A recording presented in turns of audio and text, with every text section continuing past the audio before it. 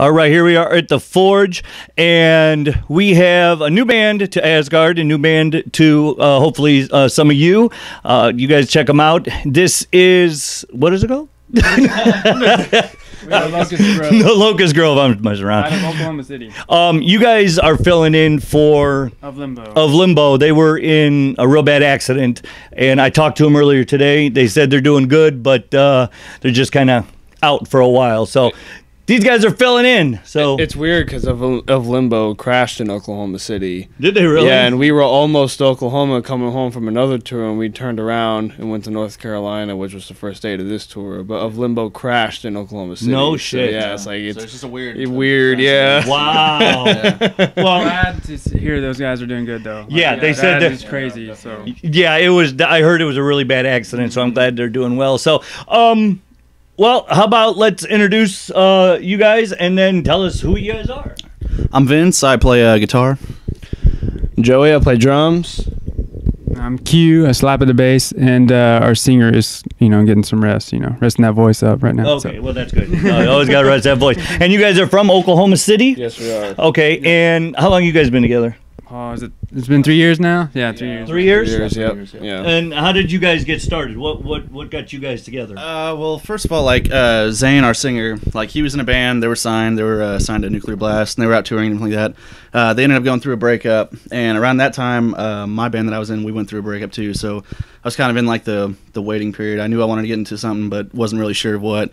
And I knew Zane, through the city and everything like that, and he was one of the guys I wanted to work with. So whenever he hit me up to try to get this project going, I was like, yeah, I want to do that and stuff. And so he had met Joey at a NAMM convention, and then Quentin came up to him at a show, and we all just kind of came together. But we've all been like bands around the city, so it's somewhat of a super group kind of thing going on. Okay. But I mean, Local supergroup. yeah, Local but supergroup. it's cool because we've all kind of been through the ropes and all that stuff. We all know how it's supposed to go, and everything like that. There's no egos, nothing like that in the band. We all work together and get shit done. Okay, now when you guys got together, did you guys bring different sound together, or was you guys basically in the same type of band? Yeah, I mean, kind of sort of like Zane. He's more of a southern kind of rock guy. Like, More of a metal guy. Yeah. Vince is more of a rock guy. So I mean, Yeah. it just kind of makes it all fit in. Okay. yeah.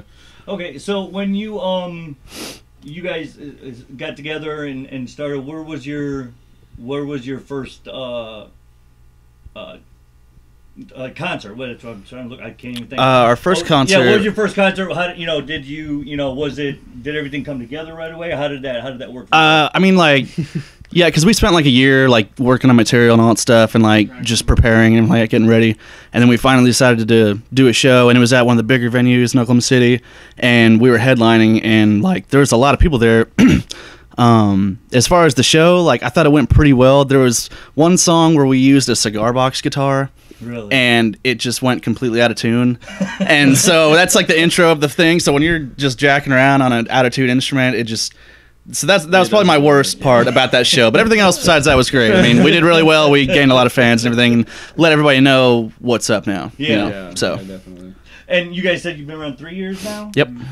Where have you guys been? Have you guys been all over the Everywhere, country? pretty much. Yeah, I mean, this was like last year we did like a month and a half. I mean, we go up to the Midwest a lot and all that stuff, but we booked like a month and a half tour that went around through California, Spokane, and New Mexico and all that stuff. So, but we all booked it on our own. So it was really cool, like getting out there on the road and like this is what you got to do and everything like that. But like this year has been great for us so far because we just started touring. Like you're saying, like the last tour we did was like our first legit tour where like someone asked us like, hey, there's these bands going on the road. You're gonna be with them for 2 weeks and all that stuff. And so we did that.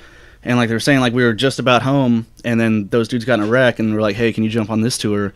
So we were like, "Well, hell yeah," and it's a month and a half out, and so. But yeah, this is another legit tour where we didn't have to book it on our own and all that stuff. So I'd say we're moving up. Yeah, That's good. yeah. But you guys are you're on the rest of the tour. Yeah. Yep. Oh yeah. Now, so that's cool. Yep. So all right, we'll start with you since you got the mic. Okay. How did you get your start? What was your influence? Oh, to play music? Yeah, and to everything? get into Well, music. okay, so like I was really into like skateboarding and stuff when I was a kid, but like I lived down in the country, so I was like, there's no future in that out there.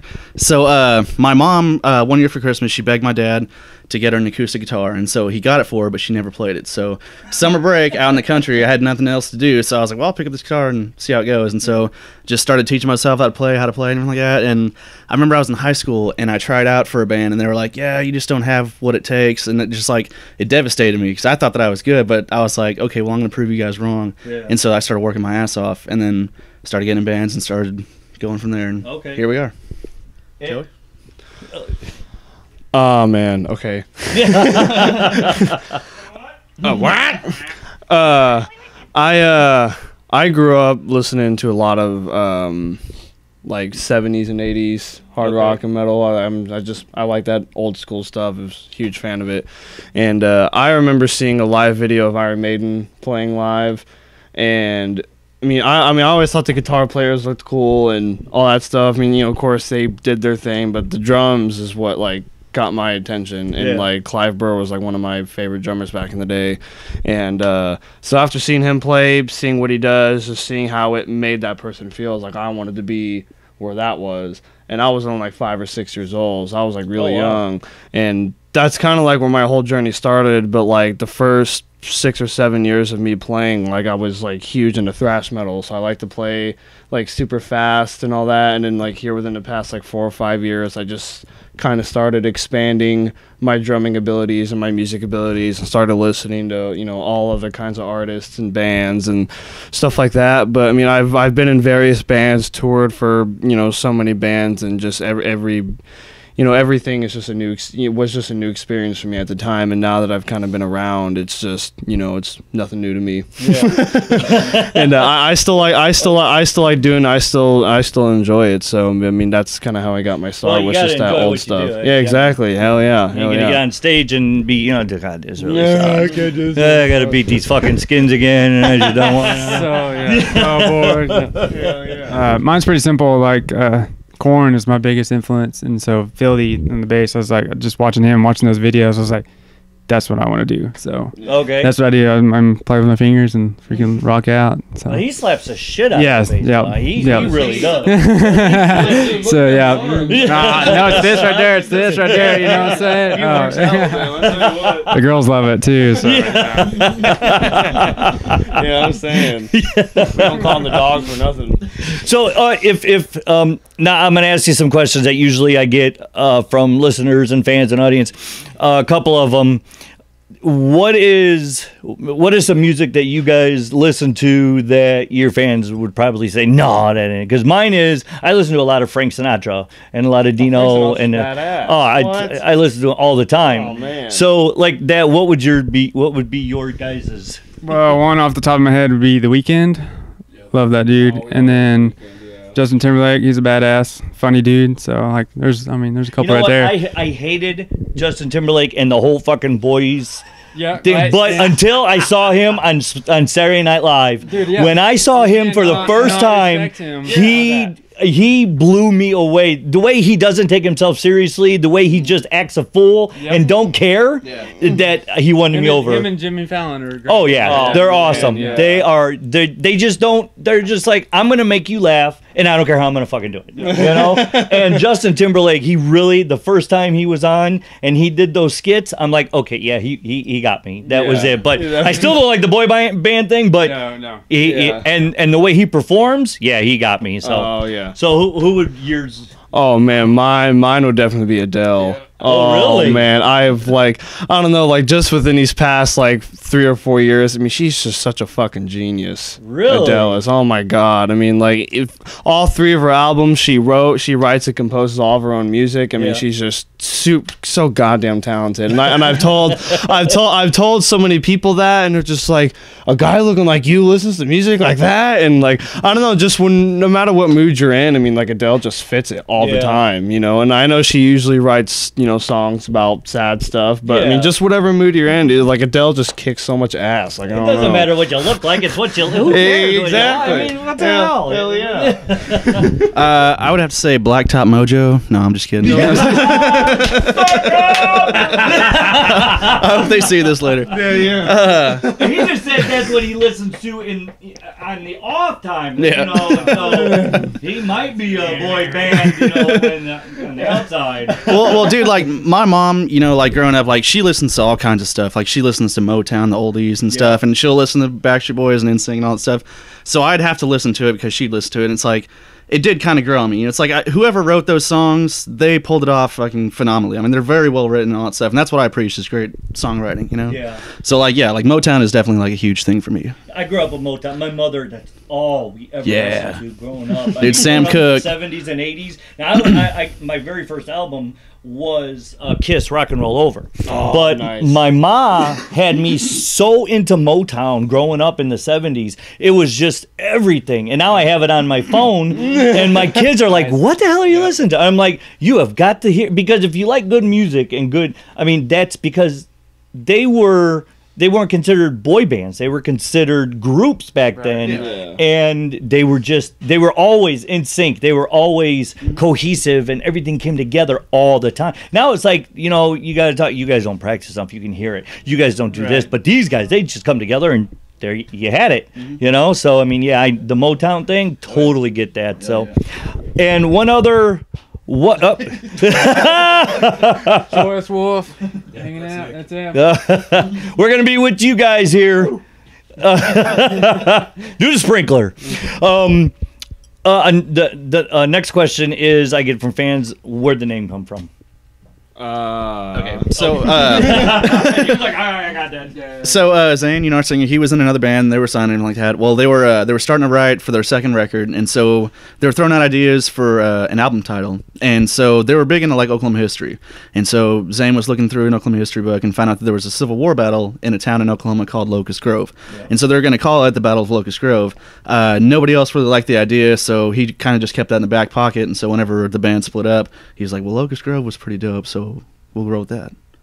And so here we are. That's pretty cool because I have a history degree, one of my undergrads, and I'm a Civil War historian. Oh, wow. So yeah, so yeah, I was gonna say I do know about that. I do know that battle. That's awesome. Yep, So, but all right. So let's get out now about. Okay, you guys are gonna be on this tour for the rest of the tour. Yep. What's coming up after that for you guys? Oh, yeah. A lot, dude. Yeah. A lot? Like, yeah, because, okay. Go ahead. I don't know if you can see this on the camera, but we're about, like, right here. Holy shit. We're right there on the tour. We got all this left to go.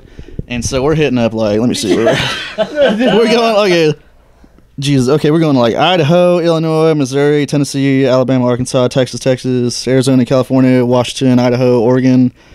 Just all over the place, pretty much. Shit. I mean, we're making a big loop. So after the tour, or no, after the tour. What are you guys going home after the tour? Or? We plan on doing a lot of writing because we have a bunch of songs that we have back at home that we were going to start recording and writing before we jumped on our last tour.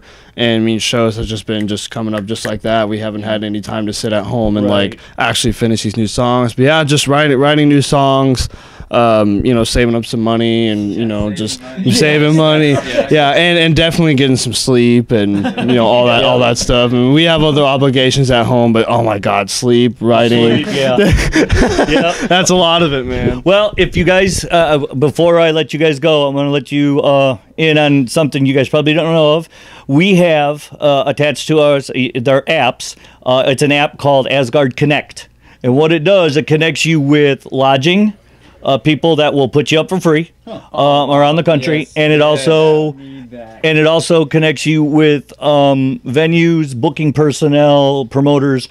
It's got a list of names there, so when you guys go, you guys can call them up and say, "Hey, we're going on tour. What do you got open? Whatever."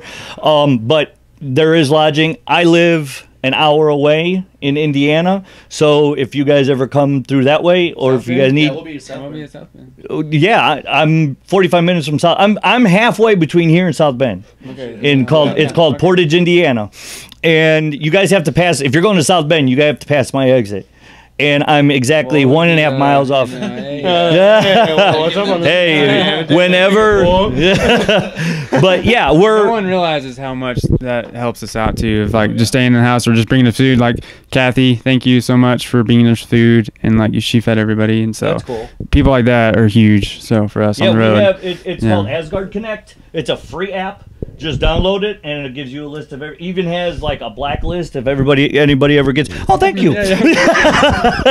If anybody ever gives you a trouble, or the bands give a host problem to get on put on the blacklist, there's a feedback where you can send me the form on feedback on how everything was.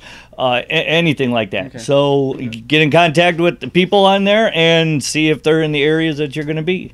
So yeah, it's free to everybody, all the bands, everybody. You just load it on your phone, and you're like, hey, we're going through here. Obviously give them a couple days notice. Right. Hey, we're coming through. 2 minutes away. Yeah. Where you at? Yeah, it's 4 in the morning. And, can we stay? They're like, Hey, where you at? yeah. But yeah, I have 2 cats, a dog.